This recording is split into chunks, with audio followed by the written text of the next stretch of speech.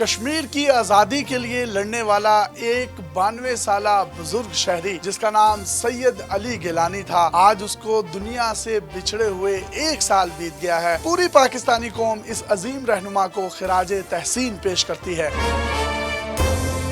سید علی گیلانی شہید کہا کرتے تھے کہ دنیا کی ساری دولت ہمارے قدموں میں ڈال دی جائے اور سڑکوں پر تار کول کی بجائے سونا بچھا دیا جائے، تب بھی ایک شہید کی قیمت نہیں چکائی جا سکتی۔ سید علی گیلانی کو مزاحمت کی علامت سمجھا جاتا تھا۔ انہوں نے کشمیر کے مستقبل کا فیصلہ کرنے کے لیے حق خود ارادیت کے اپنے مطالبے پر کبھی سمجھوتا نہیں کیا۔ سید علی گیلانی شہید کی کشمیر سے عقیدت اور کشمیریوں کی آزادی کے لیے انہوں نے ہر طرح کی تکالیف برداشت کی۔ سید علی گیلانی شہید مقبوضہ کشمیر کی آزادی کی تحریک میں ہمیشہ مشعل راہ رہیں گے۔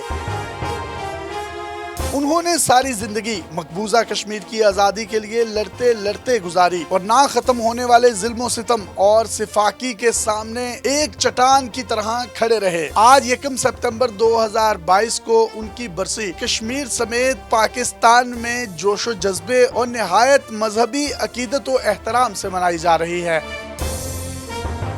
سید علی گیلانی جموں کشمیر کے سیاسی رہنما تھے۔ ان کا تعلق ضلع بارہمولہ کے قصبے سوپور سے تھا۔ وہ کشمیر کے پاکستان سے الحاق کے حامی تھے۔ بزرگ حریت رہنما سید علی گیلانی جماعت اسلامی جموں کشمیر کے رکن رہے، جبکہ انہوں نے جد و جہد آزادی کے لیے ایک الگ جماعت تحریک حریت بھی بنائی تھی، جو کل جماعتی حریت کانفرنس کا حصہ ہے۔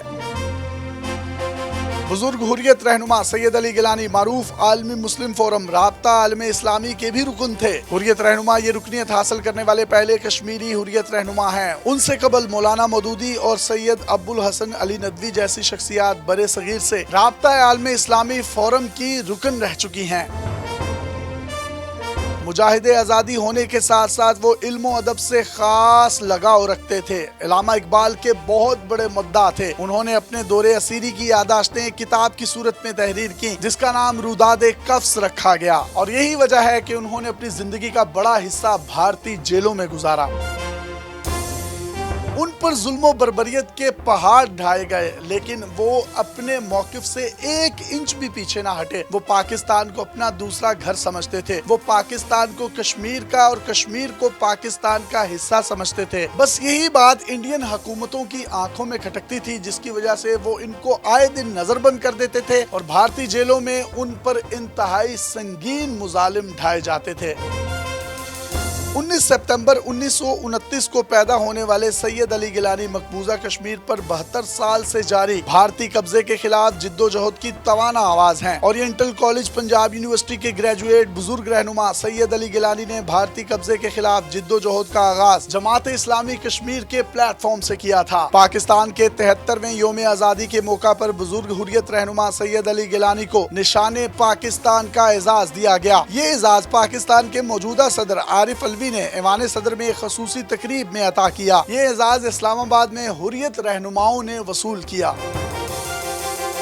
ان کا انتقال 1 ستمبر 2021 کو سری نگر میں اپنی حیدر پورہ رہائش گاہ پر ہوا۔ بھارت نے ان کی وفات کے دن سری نگر میں کرفیو نافذ کر دیا اور لوگوں کو ان کی میت کے قریب نہ آنے دیا۔ ان کی مقبولیت کا اندازہ اس بات سے لگائیے کہ بھارت نے ان کی میت کو صرف 30 منٹ کے اندر دفن کر دیا، تاکہ لوگوں کا ایک سمندر جو ان سے محبت کرتا تھا، جو جذبہ رکھتا تھا، جو حب الوطنی رکھتا تھا، جو الگ وطن حاصل کرنے کا ایک خواب رکھتے تھے، وہ لوگ کہیں امڑ نہ اور ان کے فرتے جذبات میں بھارتی افواج سمیت بھارتی حکومتیں رائی کا دانہ ثابت نہ ہوں۔